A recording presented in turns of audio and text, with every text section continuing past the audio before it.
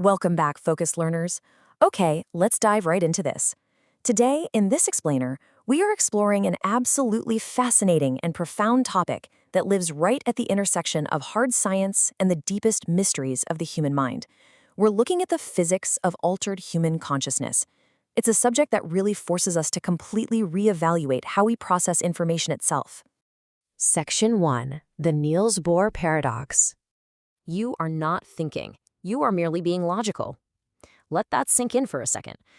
To really wrap our heads around this complex space, our source material brings up this brilliant historical anecdote about the legendary physicist Niels Bohr. Imagine being Bohr's son, right? You're trying to figure out some incredibly obtuse, dense physics concepts, and you're complaining to your Nobel laureate dad about how impossibly difficult it is to grasp. And Bohr just looks at his son and drops that quote. Now, what's really interesting about this is the sheer paradox of it. You have a titan of physics, a field that is literally built on rigorous logic and math, telling someone that being strictly logical is actually getting in the way of true thinking. He intentionally separates thinking from logic, kind of suggesting that logic alone has a rigid ceiling when it comes to the deepest truths of the universe. And that brings us perfectly to our core subject today. The physics of altered human consciousness deals with conceptualizations that are simply not easily grasped or visualized if we only use ordinary means. When we talk about altered consciousness through the lens of physics, we're dealing with ideas that push the very boundaries of how we perceive reality itself. It's kind of like trying to understand quantum entanglement using the classical mechanics of rolling billiard balls on a table, right? The old tools just do not fit the new paradigm. Visualizing these concepts is incredibly tough if we're only relying on our standard, everyday mental toolkit. Part 2. The limits of left brain logic.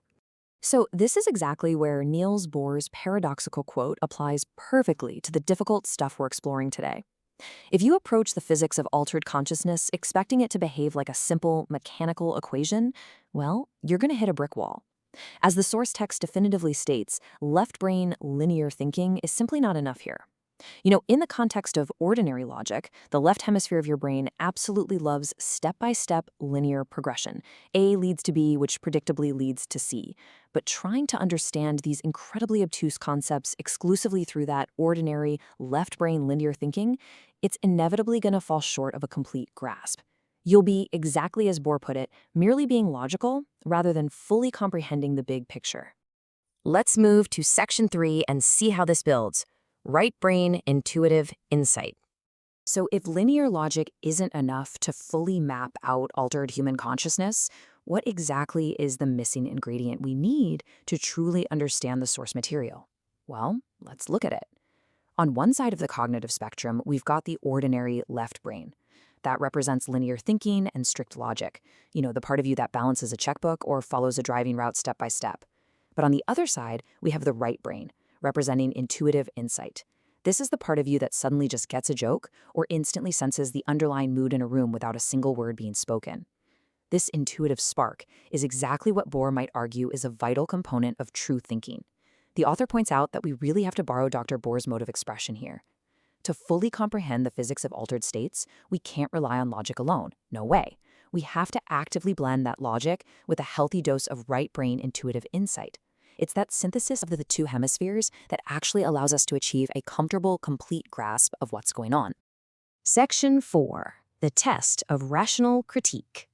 Now, you might be wondering, if we're leaning this heavily on intuition, does that mean we're just tossing out rigorous science?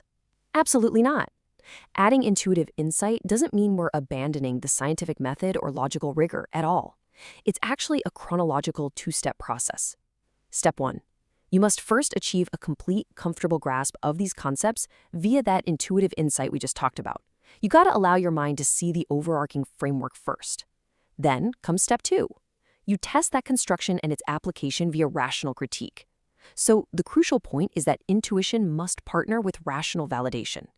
Intuition is what opens the door to the concept, but logic is what tests the structural integrity of the room once you're actually inside.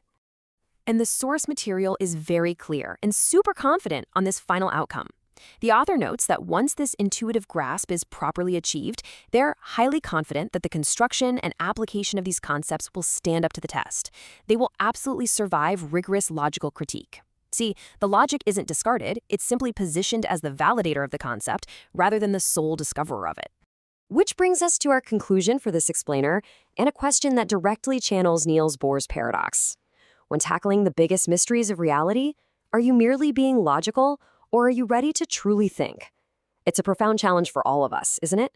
As you move forward and intuitively explore the physics of altered consciousness further, just remember that bridging the gap between the known and the unknown requires the full spectrum of your mind.